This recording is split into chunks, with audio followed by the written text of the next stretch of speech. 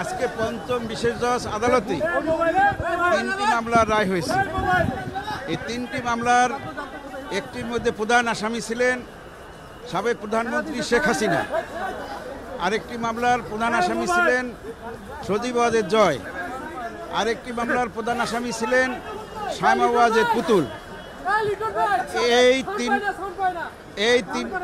এই তিনটি মামলায় মাননীয় বিশেষ জজ 5 আদালত বিভিন্ন মেয়াদে বিভিন্ন আসামিদেরকে সাজা প্রদান করেছেন।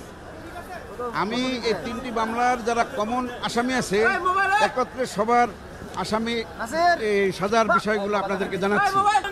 যে মামলায় শেখ হাসিনা প্রধান আসামি এবং উনি এই 3টি মামলাই আসামি হিসাবে আছেন, ওনার সাজা হচ্ছে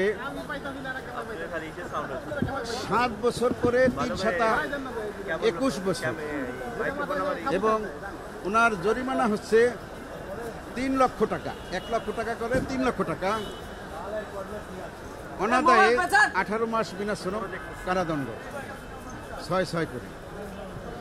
শামা ওয়াজেদ পুতুল যে মামলার প্রধান আসামি তার সাজা হচ্ছে 5 বছর, উনি একটি মামলারই আসামি, তাই ওনার সাজার মেয়াদ 5 বছরই।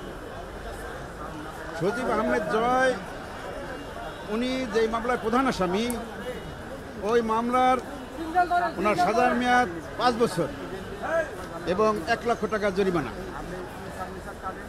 এইভাবে সকল এখানে 21 জন আসামি, 3টি মামলায় 21 জন আসামির বিভিন্ন মেয়াদে সাজা হয়েছে।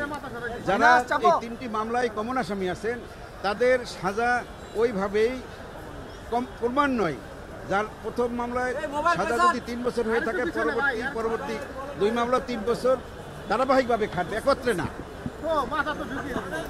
ক্রমান্বয়ে আলাদা আলাদা। আপনি পর্যবেক্ষণে আদালত কি বলেছেন এবং এই সকল পর্যবেক্ষণ বাস্তবায়নের জন্য কোনো নির্দেশনা দিয়েছেন কিনা? আদালত তার রায়ের মধ্যে সংক্ষিপ্ত একটি পর্যবেক্ষণ প্রদান করেছেন।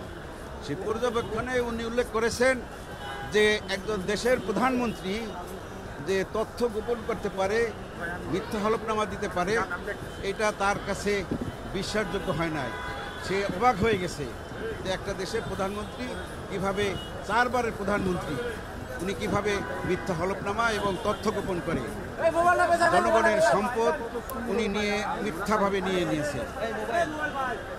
রাজুক এবং গণপূর্ত মন্ত্রণালয়ের বিষয়েও কিছু অবজারভেশন দিয়েছে তাদের আইন পরিবর্তনের জন্য এবং তাদের যে এক্সিস্টিং কিছু আইন আছে ওটা পরিবর্তন এবং আরও কিছু নতুন আইন অ্যাডপ্ট করার জন্য কিছু পর্যবেক্ষণ দিয়েছে।